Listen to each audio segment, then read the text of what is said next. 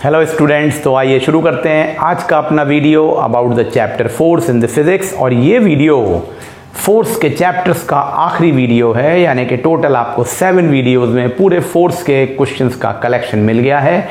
और ये आज जो हम लोग डिस्कस करेंगे ये क्वेश्चंस होंगे क्वेश्चन नंबर 54 से लेके क्वेश्चन नंबर 66 तक।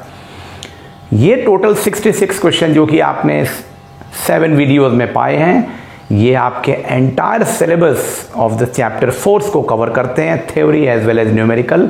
और इतना कर लेने मोर देन सफिशिएंट होगा, each and every type of question I feel cover हो गया होगा। तो चलिए शुरू करते हैं क्वेश्चन नंबर 54 से। देखिए क्वेश्चन नंबर 54 क्या है, आपके सामने आ रहा है स्क्रीन पे। A man can open a nut by applying a force of 150 newton by using a lever handle of the length 0.4 metre. What should be the length of the handle if it able to open it by applying the force of 60 Newton? Question समझ गए ना। Question में ये है कि एक आदमी net को ओपन करता है और वो जो फोर्स लगा रहा है वो 150 न्यूटन का फोर्स लगा रहा है, यानी कि फोर्स की वैल्यू 150 न्यूटन है। और जो लीवर यूज़ कर रहा है, यानी कि जो नट के लिए जो सिस्टम यूज़ कर रहा है, डिवाइस यूज़ कर रहा है, उसकी लेंथ है 0.4। तो जब भी फोर्स परपेंडिकुलर डायरेक्शन में फोर्स के रिलेशन से होगा तभी तो मैक्सिमम टर्निंग इफेक्ट होता है। तो फोर्स इनटू परपेंडिकुलर डिस्टेंस से आप टॉर्क निकाल सकते हैं। मींस 150 इंटू 0.4 मीटर करके आप टॉर्क निकाल लेंगे। ये उस लीवर या डिवाइस के थ्रू लगने वाला टॉर्क है। एक बात, अब डिवाइस वही है लेकिन कहा गया है what should be the length of the handle. अब अगर आप चाहें तो वो डिवाइस को चेंज कर सकते हैं, उसकी लंबाई को कम या ज़्यादा कर सकते हैं। किस लिए, पर्पस क्या है? If he able to open it by applying a force of 60 newton. देखिए पहले 150 न्यूटन का फोर्स लगा रहा था, अब कितना फोर्स लगाना चाहता है वो 60 न्यूटन। और हमने टर्निंग इफेक्ट का लॉजिक पढ़ा हुआ है ना कि जितना कम फोर्स हम लगाना चाहते हैं तो टर्निंग इफेक्ट ज़्यादा होना चाहिए और उसके लिए ज़रूरी है लेंथ ज़्यादा हो। लेकिन टॉर्क तो वही रहेगा ना, तो जो डिवाइस का टॉर्क है वो वही रहेगा। यानी कि अब दूसरी सिचुएशन का जो टॉर्क है उसकी situation I applied force into required length, यानी कि फोर्स आपका सेकंड सिचुएशन में 60 न्यूटन है और जो रिक्वायर्ड लेंथ है वो हमको निकालना है। तो बस अब आप देखिए, जैसा कि आप सिम इसमें देख भी सकते हैं, क्वेश्चन में हिंट दिया हुआ है, दोनों तरफ का टॉर्क या दो सिचुएशन के टॉर्क को आपस में इक्वेट कर दिया है। Means F1 D1 is equal to F2 D2 उठा के वैल्यू रख दीजिए। 150 into 0.4 is equal to 60 into x. Solve करेंगे तो आंसर आ जाएगा 1 मीटर। तो देखिए जो ऑप्शंस हैं 0.16 metre, 1 metre, 1.5 metre and 2 metre. इसमें आंसर क्या होगा? 1 metre. I think question clear हो गया होगा। चलिए शुरू करते हैं क्वेश्चन नंबर 55। जो क्वेश्चन नंबर 55 को देखिए, इसमें देखिए एक फिगर बनी हुई है। In the given figure the resultant moment of force about the mid point will be. देखिए जो फिगर बनी है वो क्या है, आप देख सकते हैं जो फिगर है उसमें फलक्रम के रिस्पेक्ट में यानी फिक्स पॉइंट या पाइवट के रिलेशन में दो फोर्सेस लग रहे हैं। एक फोर्स लग रहा है 5 न्यूटन का डाउनवर्ड डायरेक्शन में, आप देख सकते हैं डायग्राम में, और दूसरा फोर्स लग रहा है अपवर्ड 5 न्यूटन। देखिए दोनों इक्वल फोर्स हैं बट ऑपोजिट फोर्स हैं। तो ये पेयर ऑफ फोर्स क्या बना रहे हैं? कपल बना रहे हैं। और इसमें जो लेंथ है रॉड की वो 50 मीटर है, सॉरी 50 सेंटीमीटर है। तो जो ये लेंथ है 50 सेंटीमीटर, अब ध्यान से देखिएगा, फोर्सेस लग रहे हैं 5 न्यूटन ईच और जो लेंथ है वो 50 सेंटीमीटर है। तो एक तो यूनिट का चेंज जरूर करेंगे। और ये कपल आर्म कितनी है? 50 सेंटीमीटर है, जिसे आप कन्वर्ट कर सकते हैं 0.5 मीटर हो जाएगा ये 50 सेंटीमीटर। तो क्वेश्चन ये है कि जो ये resultant moment of force about the mid point निकालना है वो क्या होगा। देखिए ध्यान से सुनिएगा, moment of force about the mid point, तो force into perpendicular distance between the forces को ही तो लेना है। तो ऑप्शन देखिए 5 न्यूटन मीटर क्लॉकवाइज। अब ये भी इंपॉर्टेंट है, क्लॉकवाइज होगा कि एंटी क्लॉकवाइज होगा।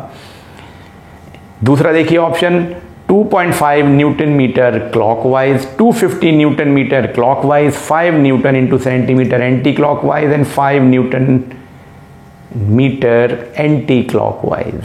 तो अगर आप इन ऑप्शंस को देखें तो आपको क्लियर एक चीज़ तो पहले करनी होगी कि क्लॉकवाइज होगा कि एंटी क्लॉकवाइज होगा। अगर इस डायग्राम में डायरेक्शन ऑफ फोर्स को देखें तो आई थिंक ये बिल्कुल क्लियर हो रहा है कि ये एंटी क्लॉकवाइज मूवमेंट होगा इसमें, यानी कि moment of force anti clockwise आना चाहिए। तो ये क्लियर हो गया एक बात।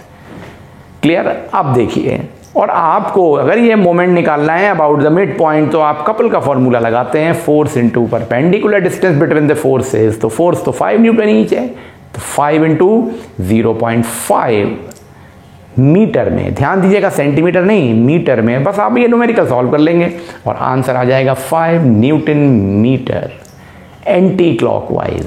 जो इसका फिफ्थ ऑप्शन करेक्ट आंसर दिया हुआ है वहां पे एक टाइपिंग एरर हो गई है, 5 न्यूटन इंटू न्यूटन मीटर लिख गया है, वो इनफैक्ट वो न्यूटन को डिलीट कर दीजिए आप, 5 newton metre anti clock answer होगा। आई थिंक ये क्वेश्चन समझ में आ गया होगा, इसको सॉल्व करके देखिए। चलिए शुरू करते हैं क्वेश्चन नंबर 56। तो बच्चों क्वेश्चन नंबर 56 में देखिए, ये क्वेश्चन एक हाफ मीटर स्केल से रिलेटेड क्वेश्चन है। इस क्वेश्चन में दिया हुआ है, जैसे आप देख सकते हैं, the given half metre scale find the weight of this scale. देखिए जो मीटर स्केल बना है उसमें डायग्राम ध्यान से देखिए, एक तरफ से 35 ग्राम्स का वेट लटका हुआ है डाउनवर्ड डायरेक्शन में, और पाइवट कहां पर है, ये 15 सेंटीमीटर 15 सेंटीमीटर पे है। एक इंपॉर्टेंट बात सबसे पहले जान लीजिए, हमेशा weight of the metre scale या हाफ मीटर स्केल जो भी स्केल होता है वो उसके मिड पॉइंट से जाता है।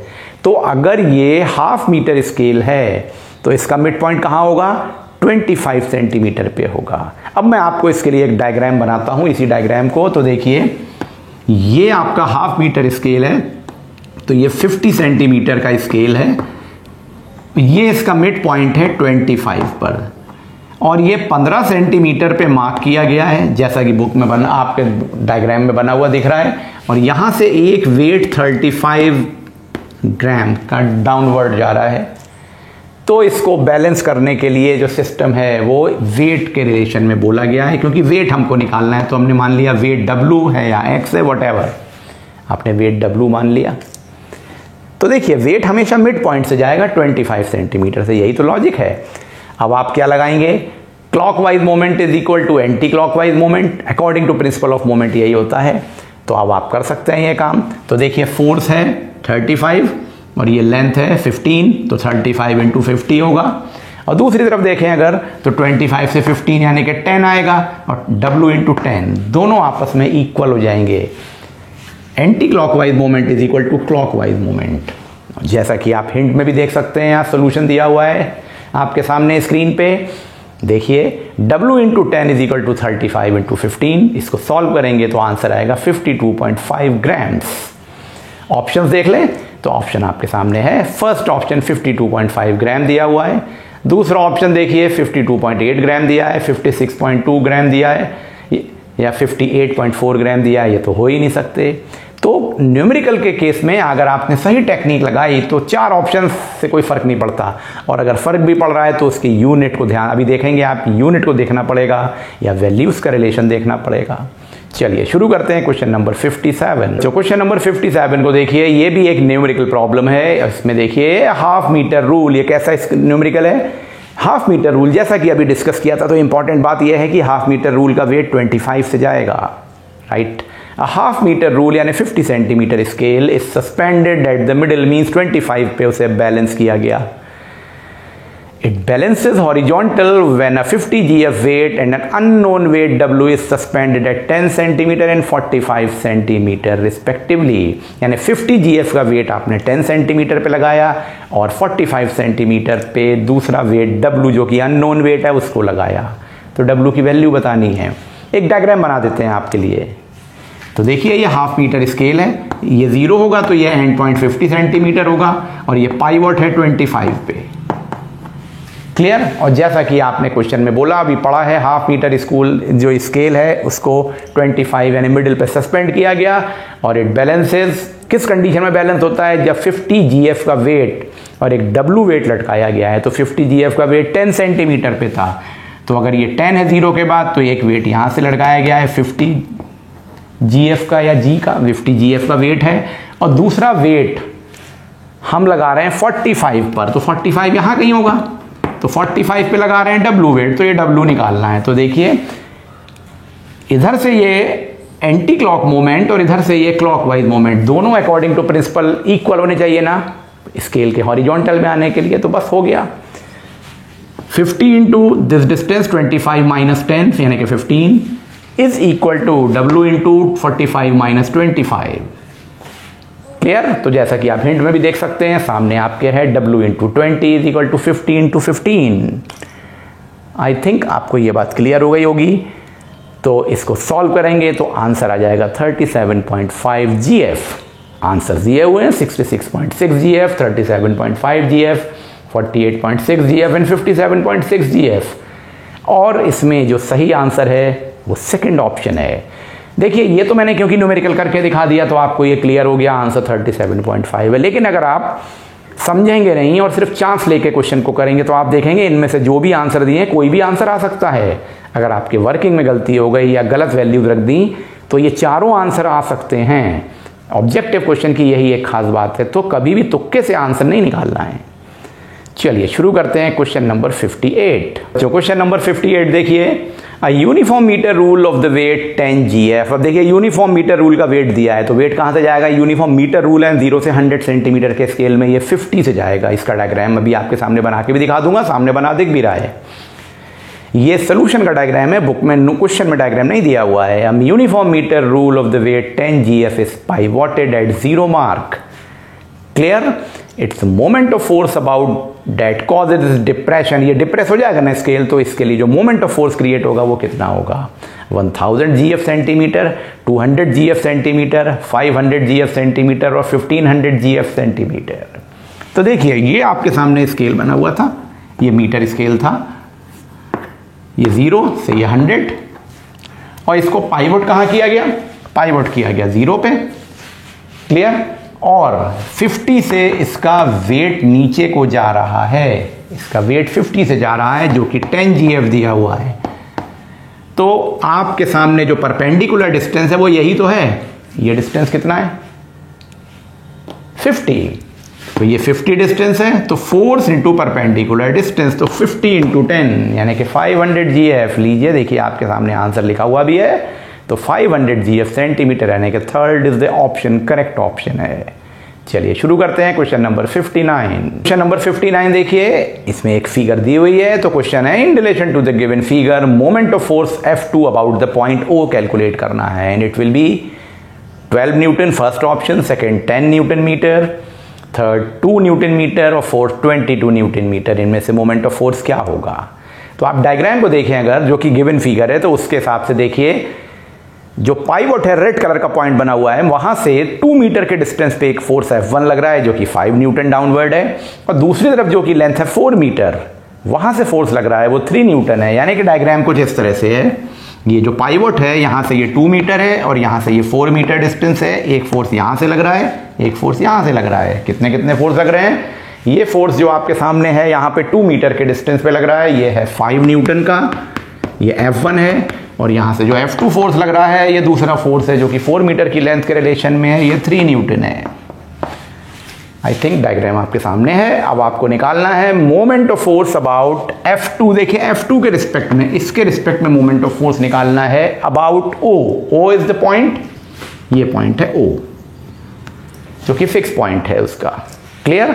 तो शुरू करें। तो देखिए F2 जो ये फोर्स है, force into perpendicular distance, F2 into 4 यानी 3 इंटू 4, इधर का मोमेंट ऑफ फोर्स होगा यानी कि 12 आ गया ये moment of force, 12 newton metre.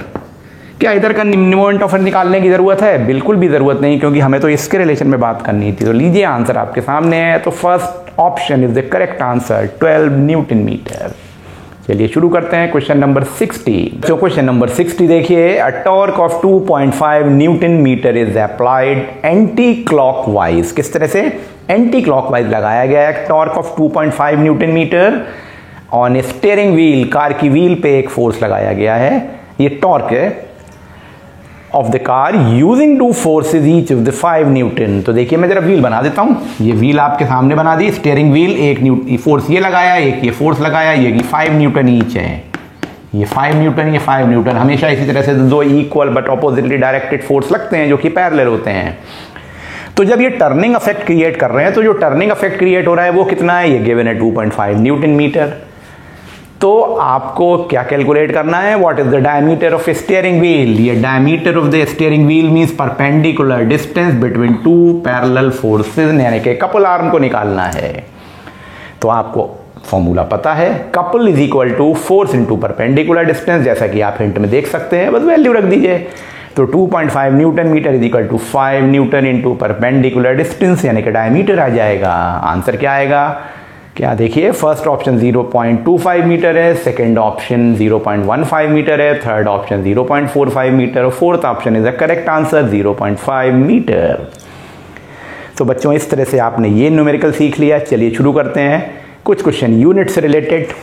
Question number 61। Question number 61 देखिए, select the correct statement in relation to SI unit of force. Correct statement देखते हैं, आइए। Part 1, unit of force is newton, हाँ ठीक लग रहा है ना। Second, 1 newton is equal to 1 kilogram into 1 metre पर सेकेंड स्क्वायर, क्या ये ठीक है कि गलत, पता लगाइए। थर्ड ऑप्शन है dine can also be the unit of force, भाई होती तो है। फोर्थ पार्ट है ऑल पार्ट 1, 2, 3 आर करेक्ट, और फिफ्थ है पार्ट 1 एंड 2 आर करेक्ट। अब देखिए क्वेश्चन क्या है, क्वेश्चन है in relation to SI unit of force. तो डाइन तो होगा नहीं, वो तो सीजीएस यूनिट है, यानी कि फोर्स ऑप्शन हो नहीं सकता क्योंकि तीनों पार्ट नहीं हो सकते, और थर्ड ऑप्शन नहीं हो सकता, नहीं आंसर बचे 1 एंड 2। ये दोनों करेक्ट हैं क्योंकि 1 newton is equal to F is equal to m a से निकालें तो m into a 1 kilogram into 1 metre पर सेकेंड स्क्वायर भी होगा। तो fifth answer is the part is the correct answer. चलिए शुरू करते हैं क्वेश्चन नंबर 62।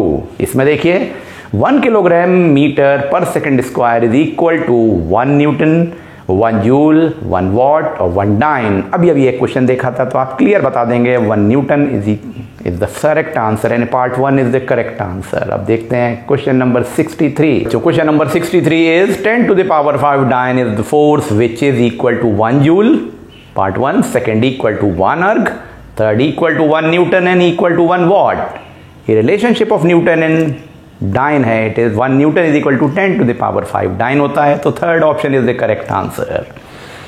वेल देखिए question number 64। The force which produces an acceleration equal to the acceleration due to gravity in a body of the unit mass is called.